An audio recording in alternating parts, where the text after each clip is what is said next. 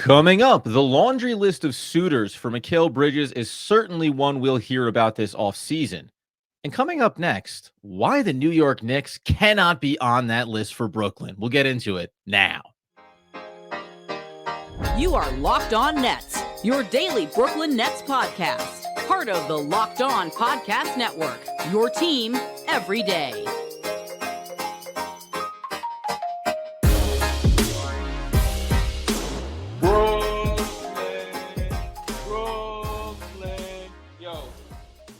Yes, my friends, it is the Locked On Nets podcast, radio Locked On Podcast Network. It's your team, the Brooklyn Nets, every single day. He's Doug Norrie. I'm Adam Marbrecht. We thank you, as always, for making us your first listen today. We are 100% free on all those great platforms. And Doug, that's right, trade rumors. Mikal Bridges, everybody wants him. We got him. Maybe we don't want him. I don't know. It's kind of hard to tell what the Nets want to do at this point with their franchise. But New York Knicks, right inside their own city, all the reasons why this has to be the absolute last possible offer that the Nets would accept.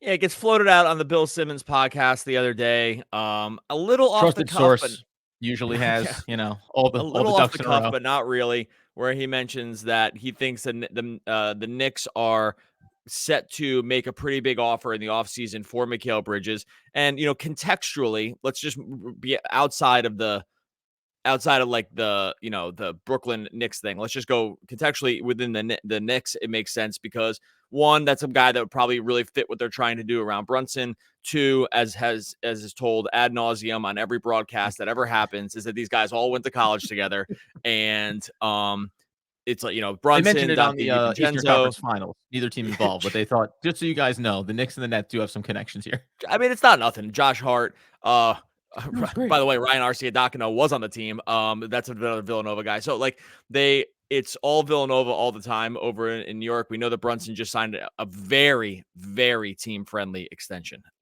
Incredible. Yeah. Turned down, I think, something in the world of $190 to $100 million if he had waited another year, basically opening up space to be able to bring other bigger contracts into the mix here. I mean, it's incredible. It's really actually kind of incredible what Brunson did. So anyway, long story short, while I don't know if Simmons is sourced on that one, contextually around the Villanova piece, them wanting to add another guy, him probably fitting exactly what they want to do, all that stuff on that level would make sense for the Knicks to make a big push for Bridges.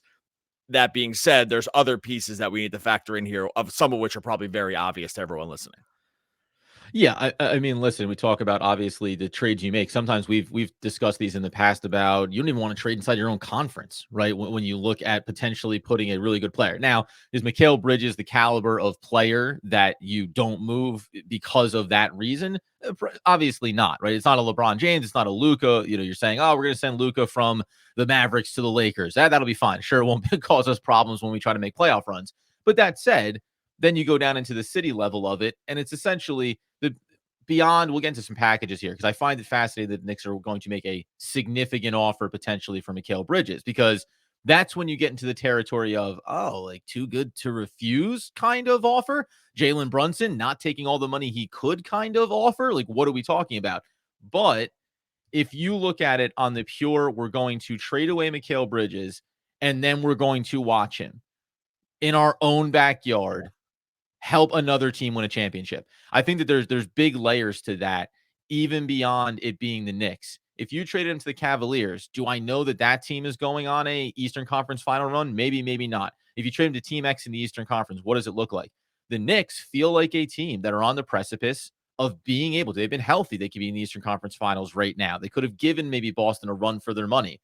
So giving a team maybe that missing piece kind of guy for what they currently have constructed, that's probably even a harder pill to swallow, saying we're going to give you a player that sends you on a potential finals run appearance. Yeah, right. And so, it's funny because when you talk about trades, and we'll get to a little bit more about the Bridges thing. We talked about Bridges, a lot here, but when you think about trades, those other factors really shouldn't be part of it. There's only 30 teams here. You only have 29 teams to trade with. You really shouldn't be in the business of not wanting to trade with a certain team because they're in their conference or in their city. That really shouldn't be part of it. I get why it is, but there's just not enough teams. There's not enough teams and assets out there to basically just wait for if every city in the world had a team that they could make trades for, then I'd say, yeah, maybe we don't need to do it. But at this point, where there will be only 30 teams, you really shouldn't exclude just geographically based on just because like the vibes might be a little off going forward. Now, with New York, there is this extra layer of big brother, little brother, right? The Knicks have now, the Knicks were already, it was like very clear own New York from a basketball standpoint. That's not any kind of hot take.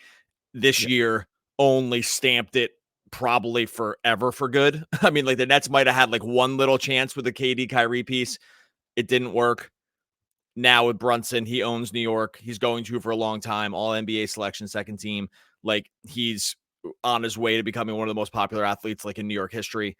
And so there is this other added element of, I get there's only 30 teams, and I totally understand why Sean Marks and company would probably just like never even want to entertain it, short of some offer that you couldn't refuse. And I'm not sure like the Knicks are in a place to do that. And I'm not even sure what that would be, honestly, because there's so many conflating factors here when it comes to Bridges that it doesn't seem like they want to trade him to anywhere. And the Knicks feel like they wouldn't even be on the list almost no matter what.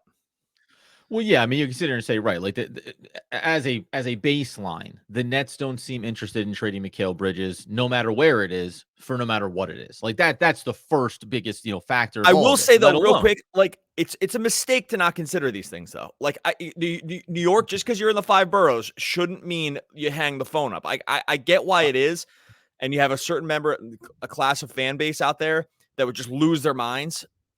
But that really should, like, you really kind of get that out of your repertoire as a fan. I think that's 100%. Me, but I get that other fans are sort of built differently.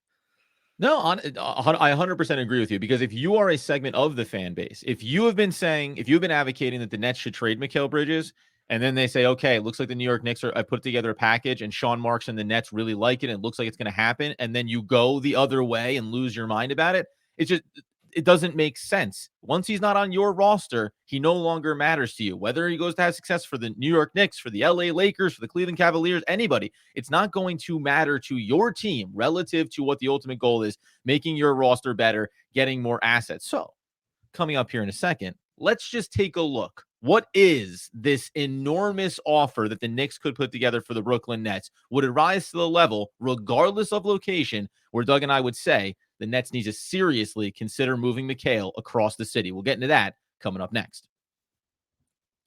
All right, before we get to that, tell you about our friends over at LinkedIn. Look, if you're hiring for your small business, you got to find a quality professional. You got to find someone that's right for the role. Small businesses are wearing tons of hats right now. You got to check out LinkedIn Jobs. LinkedIn Jobs has all the tools to help you find the right professionals for your team faster, and you'll love this, for free. LinkedIn isn't just another job board. LinkedIn has a vast network, more than 1 billion. That's what it'll be, 1 billion professionals. Makes it the best place to hire. If it gives you access to professionals you can't find anywhere else, LinkedIn does all that while making the process very easy, extremely intuitive. Hiring's so easy when you have this many quality candidates. In fact, 86% of small businesses get a qualified candidate within 24 hours. That's less than a day. Post your job for free at linkedin.com/LockedOnNBA. That's linkedin.com/LockedOnNBA to post your job for free. Terms and conditions apply. All right, so as we roll along in the Locked On Nets episode, another day, another trade rumor for Mikal Bridges, and another instance when the Brooklyn Nets seem incapable, unwilling to investigate the possibility of what a package could look like.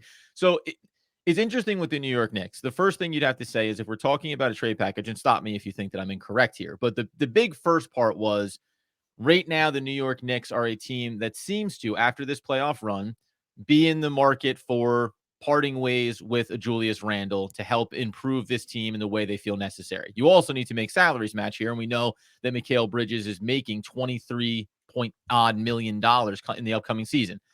So let's just start there.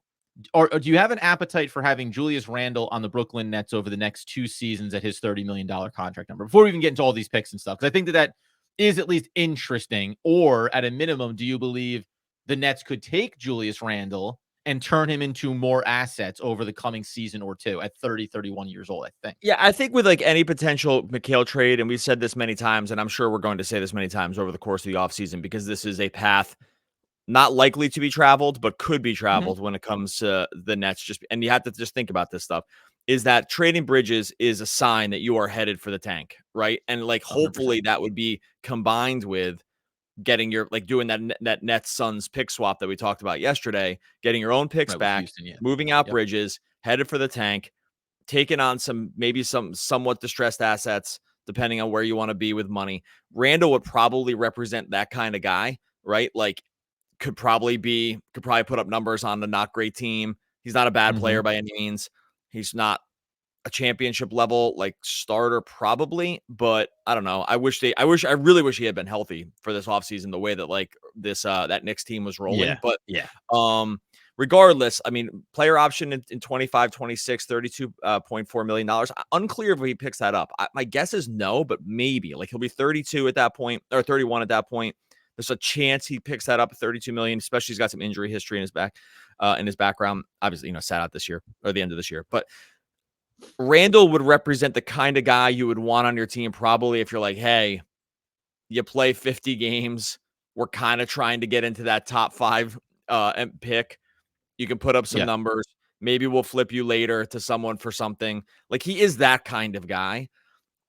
It would have to he would be the baseline for something, but the thing with Mikal too is, like, it's weird.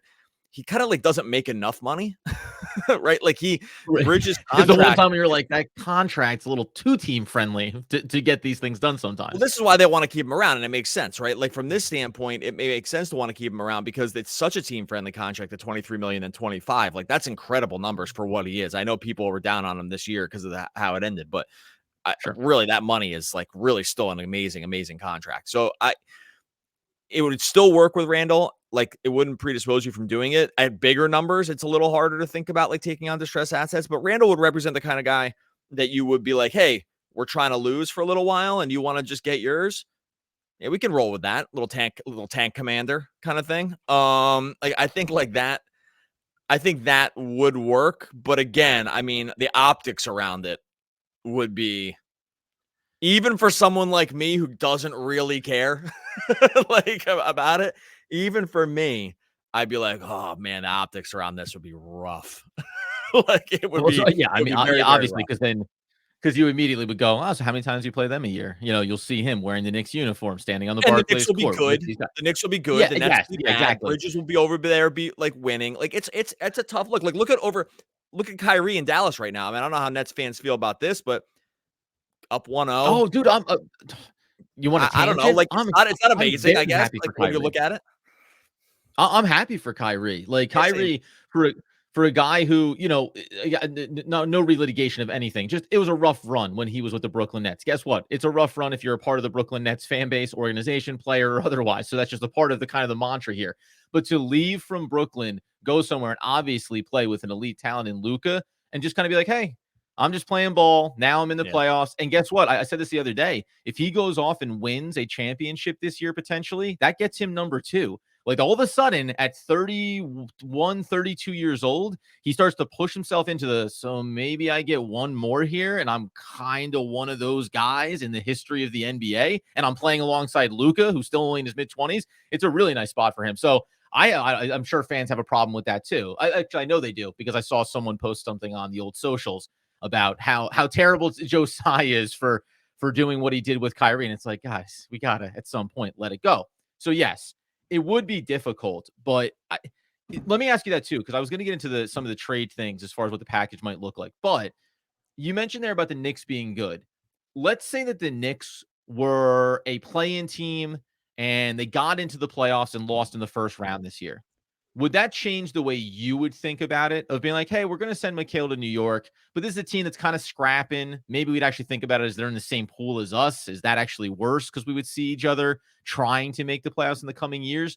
But do you think it's that the Knicks feel like they're on the doorstep of really accomplishing something big for the organization that makes it worse to send them Mikal Bridges and have him be a part of that, especially if he gets back to form, right? It feels like his skill set and the type of player he is would get back to this Phoenix kind of hype around him, because he wouldn't be asked to do the things that he was asked to do in Brooklyn that didn't work out as a number 1. He would get back to form. The Knicks have exactly what like the Nets don't have, like an on-ball creator, distributor, like that can kind of like ease the pain from everyone else of having to do too much in the offense. Like Fill the dreams. you just would it would be a better situation like in Brunson. Yeah. Brunson's elite. Brunson's amazing, and Yeah. he just makes all those other guys better too. He's like the ultimate team player. It's so obvious. All these other guys benefit from it, and it works perfectly. This is why like it was such a bummer that they just the tires fell off at the end. I mean, Bridges would be the ultimate Tibbs guy. He wants to play every single game and wants to play all the minutes. Like that's exactly what like Thibodeau wants you to do too. Push. Like, hey, he would really push Thibodeau to oh, say, like in terms of like ahead. minutes you and run, me? Like you feel like dying out there. He's like, yep, okay, great. Like go out there and do it. I mean, he's like the ultimate guy. The guy never sits. Yeah. So like all these things would line up. Again, for me, I leave a comment on YouTube about this because I'm sure we probably don't align totally on the fan indignation around this, which would be absolute mind losing. Like if he showed up there in a Knicks thing, in a Knicks uniform, it's mostly like the idea of like wanting, like thinking about considering it and not taking into the other things. Cause you should always start any decision-making processes, like take all the other non-relevant factors out, right? It's not relevant what laundry you wear, really, right? Like it's not relevant if you were on a team now and then you go to another team. It's not really relevant for your team once the player is gone. It doesn't really matter. I know we talk about it. We just talked about Kyrie. I know we talk about it all the time, but like it really shouldn't be part of the process. Now, I know I get that it is, but it shouldn't be. Like you need to remove your emotions from this because in the grand scheme of things, it doesn't really matter. And you know that that's the case because when you look at, we just mentioned Kyrie, think about Kevin Durant. Now that season didn't go according to plan for Phoenix, and it's working out potentially in the long run as it stands right now for Brooklyn. But because of the exits for both of these players, even though it was Kevin Durant asking out twice while he was a Brooklyn Net, the fans didn't have that same type of energy towards Phoenix if they were successful. Different level of if it was a crosstown team like the New York Knicks. But right now, you still see a part of the fan base maybe either having a problem with Kyrie and not wanting him to win, or having a problem with the organization for letting him go. The Kevin Durant piece of it seems like, yeah, that's the way that went. It didn't quite work out. Sometimes it also comes down to what was the experience that you had relative to it. So on non-city team factors, it looks like it comes down to personality a lot of times for fan bases. When it comes to in your city, you want to trade Dennis Schroeder? Okay, that's not going to be a problem for us. You want to trade player X, Y, or Z, but I get why it would feel like a problem until you get 2-3 years from now. And we'll talk about the package and what the picks could mean and how that helps your organization grow and how it helps you get young talent, right? Like it's only as big of an issue as the lack of return. And that from that standpoint, I understand why this fan base, the Nets fan base, has that type of energy, because in recent and somewhat long history, the Brooklyn Nets always mess this up. They always make the wrong choice. It never works out for them, right? So if they traded Mikal Bridges to the New York Knicks, and we'll get into the package, it'd be, well, the Knicks win the championship, Mikal's a final MVP, and also all the picks that they get from New York end up being null and void because the Knicks are good for another decade, right? Like that would be the way this story goes. Oh, right? Lock it up. Lock it up. Now, the good news for Nets fans, we'll get into this next thing in a second. No matter the good what news for Nets fans is that's going to happen no matter where it goes or what happens. So once you resign yourself to it's going to work out bad no matter what happens, great. Yeah. Now let's just do something in the short term to get the ball rolling. We'll get into what these packages could look like. Get into probably why it's never going to happen again here in 1 second. First, let you know that this show is sponsored by BetterHelp. Look, we all carry around those stressors in our life. Sometimes they're big things, sometimes they're small things. The thing is, though, you need to address this stuff sooner than later. You cannot let the big things or the small things build up. It can just keep you, it can keep it bottled up. It can start affecting you really, really negatively. This is where therapy is a safe space. It gets things off your chest. It can figure out how to work through whatever's like weighing you down in the moment. This is where BetterHelp can step in. If you're thinking about giving BetterHelp a try, just know it's entirely online. It's designed to be convenient. It's super flexible, totally suited to your schedule. Just fill out a brief questionnaire. You're going to get matched with a licensed therapist. They switch therapists anytime. You're going to want to figure out someone who works with you and for you. Get stuff off your chest with BetterHelp. Visit BetterHelp.com/LockedOnNBA today. Get 10% off your first month. That's BetterHelp, HELP.com/LockedOnNBA. All right, so as we tie a bow on the Locked On Nets episode, reminder to get us all over the social media at Doug Norrie, at Adam Armbrecht, at Locked On Nets over on X, and talking about, wouldn't you know it, trade packages. Conference finals are happening right now. Kyrie, he's helping Luka. They got their 1-0 lead in the Western Conference last night. If we talk about the trade package specifically here for the Knicks and whether or not it'd be feasible, interesting, what have you. If I set the baseline as just saying it's Mikal Bridges for Julius Randle and first round picks in 25, 27, and 29, does that feel like, if we're talking about not about palatable for the Nets to have to think about it, whatever, about a big offer? If we're saying the Knicks are planning on making a huge offer to get Mikal Bridges, does that constitute the baseline of a massive package? Nah, I don't think so. And this is where kind of like maybe also falls apart for me too. I just don't think it's enough. I think he's still a really valuable asset. I think if they did put him on the market, the Nets would entertain significant offers from other teams. Like, he fits anyone's system. He can play in any system there is. Like, any team that's looking to contend would add him today. I know people look at Bridges and this last season and you see the efficiency go down, and the end of the season, ended up being pretty rough. That would change immediately if you went on to another team that had like other really high end players on it that could ease the load, and he just wouldn't be miscast anymore. So I think if they opened it up to the open market and said, hey, we're interested in trading Bridges, there would be significant offers. And I don't think the Knicks actually would have the best package. And because here's the other thing too. Once, it's not like, oh, the Knicks would be the only suitor. We're talking about it now because it kind of comes up as a conversation. But if the Nets started going this direction, every team would put in a call. I mean, not every team, but most teams would put in a call for him. And so at that point, I'm not sure the Knicks could actually get the biggest package on the board, right? Because at that point, you are opening it up to the other all 28 other teams at that point. Do you feel like, I mean, you're saying, open up, because I think you're right. Like, this is the other part of it. We're talking Knicks centric, but okay, if you're willing to have the discussion about trading Mikal Bridges to the Knicks, then you should be able to talk about trading him any single place in the entire league. And at that point, though, like 3 first round picks. That's still what I wonder about this, right? We remember the rumors about Memphis and what their trade through offers were. Remember, teams are calling for him. The Houston wanted to give their pick control back, maybe some of them, not all of them, for Mikal Bridges. Now they want to do swaps for the Phoenix picks. There's obviously teams that are interested in Mikal Bridges, but 3 first round picks feels like a lot. Now, I mean, not a lot isn't too much, but it's a ton of draft capital for a player that has 2 years left. Now, you would assume you're going to talk about extending him. The age is still right. But when you and I discuss primes of players' careers, Mikal Bridges is in it right now. And by the end of this contract, he'll be starting to come out of it. I mean, if I'm putting on my Nets GM hat, I'd be saying, I don't need to make this move right now. But in the big picture, this dude has a ton of miles, and there's just a world where Mikal Bridges at 34 years old is built like a 39-year-old. Like, at some point, it's going to catch up with him. And I just, that's really what I worry about. I mean, we're talking right now, this offseason, this trade offer potential. I think about it as, what if you wait too long and something between now and the end of that second year that he has remaining doesn't look as good, or something physically happens? Now that asset, that thing does still have value. Are you willing to ride it to the very bitter end and find yourself saying, oh, what can we maybe get for him? And looking back and saying, well, the good news is we almost made the play-in tournament those last 2 years while he was on the roster.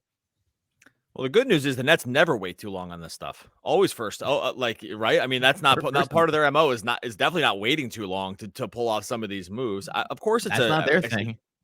It's a total risk. We've been down this road many times. Like, they may have waited too long already, right? Like, with this, with the current construction of the team and sort of who they have under contract and like where they're going.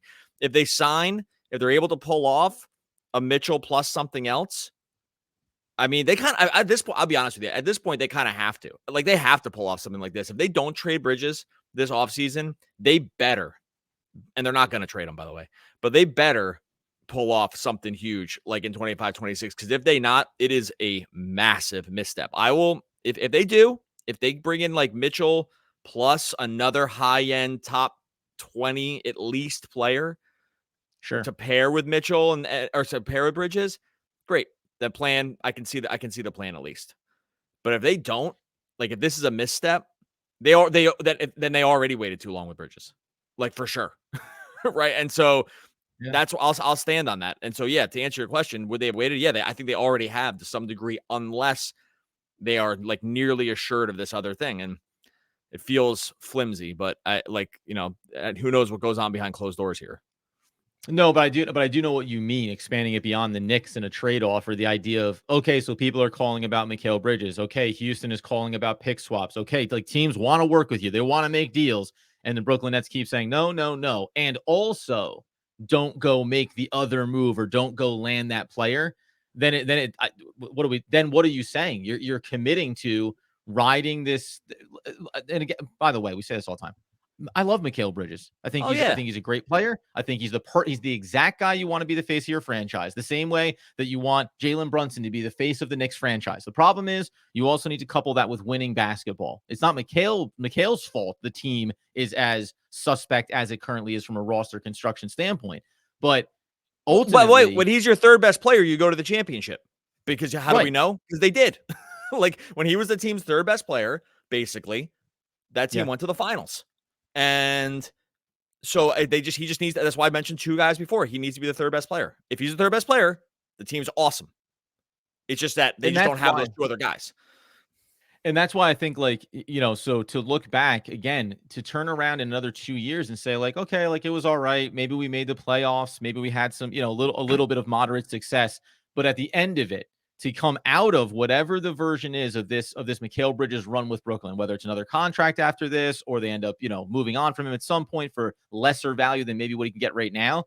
We know how it works. We talk about with fan bases. You can't trade him across town to the Knicks. Okay. But also 3, 4, 5 years from now, it'll look back and you'll just think about him as they will associate, rightfully so, the Spencer Dinwiddie, D'Angelo Russell era of Brooklyn Nets basketball as being more fun. Karis LeVert, Jared Allen. That's still the team that a lot of fans talk about including when they talk about Kevin Durant and Kyrie Irving and James Harden. Why? Because that era, the superstar era, wasn't fun. It wasn't successful, and it didn't work out on the back end. That other version of the team was this plucky young upstart that made a little bit of noise, a lot of young players, and it was fun to watch for a couple of seasons. This version of this team is going to be, remember that time we were kind of average for a few years and nothing really happened? And then we finally got back maybe to making our own picks in 27, 28, 29, 30, if we ended up making swaps. Like, that's what this is going to be. It's going to be kind of this little forgotten pocket, I think, for the Brooklyn Nets franchise when Mikal, Cameron Johnson, and a couple of other veterans were there. Now you have the young guys that we're excited about,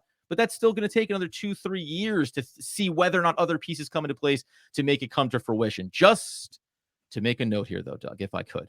You know how I like to work.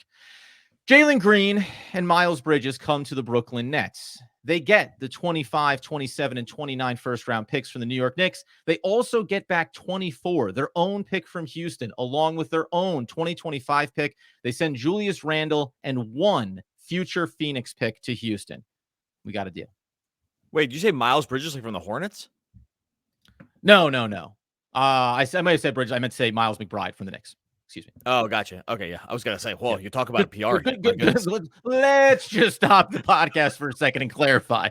We will not be making that move. Okay, yeah. I was like, geez, wow. I was like, wow, you like really going for it with the really going for it with the bad swing. Yeah, the bad press. Like Deuce McBride. I gotta be honest with you. Say it real quick again, because once you hit the Miles Bridges thing, my brain that would throw me off if it was happening. Yeah. The Nets get back. They get their 2024 first round pick, third overall from Houston. They get their 2025 first round pick back from Houston. They get 25, 27, and 29 from the Knicks. They end up with Miles McBride because originally I had him in this as a part of the Julius deal. Jalen Green comes to Brooklyn as well. The Rockets get Julius Randle and a future Phoenix first round pick. You end up with Mikal Bridges, and they send Steven Adams to New York to make the money. So basically Jalen Green and the picks, you keep the Suns picks. I would do that. One Phoenix pick has to go to Houston. One Phoenix pick goes. One Phoenix pick has to go to Houston in the deal. A lot of moving parts there. I don't know. It's close. Yeah. I love the world back from your own in the short term, including 25. I'm still a fan of getting your first back. I know we catch massive heat for that because no one wants to hear it, or there's half the fan base doesn't want to hear it. I think it's actually split right down the middle about who wants that and who doesn't, which I find very interesting. But I probably think pretty hard about that. I'm in. Once Bridges is gone, it's got to be your own picks from Houston time back. You can't do one without the other. So it all kind of works together. So I think that probably does serve everything I wanted. If you get all your picks plus and keep one Phoenix pick, that feels pretty good to me, I think. And I think just on this level, New York or otherwise, if there's a player that needs to be involved in a Mikal Bridges deal, something to keep in mind for everybody, it's like, what does that immediately turn into? Because a part of this is about if you trade Mikal, then you can finally get back into the full kind of rebuild mode here. You could move Cameron Johnson if an offer's on the table, right? So you can start to make these kind of thoughts. So just treat any player, Julius Randle or otherwise, as just another way to maybe talk to another team, Houston, and try to get back some of those controlled picks as well. That's the best version of all of this, is less about the players, as we always say, and more about getting control back of your own destiny. All right, we're going to get out of here. Much appreciate everyone rocking with us through the postseason. We'll be all the way here. No, that's not in the playoffs. Don't worry. We're coming 5 days a week. They're not? That's not drafting. Don't worry. We're going to be here 5 days a week. It doesn't matter. Nets didn't hold up their end of the bargain, but we're going to hold up ours. Make sure you subscribe wherever you listen to podcasts. Make sure you subscribe to on YouTube as well. Time is too slow for those who wait, too swift for those who fear. Why that is Henry Van Dyke. Oh, one of the all-time great poets. We'll be back in tomorrow talking more Brooklyn Nets basketball. Basketball.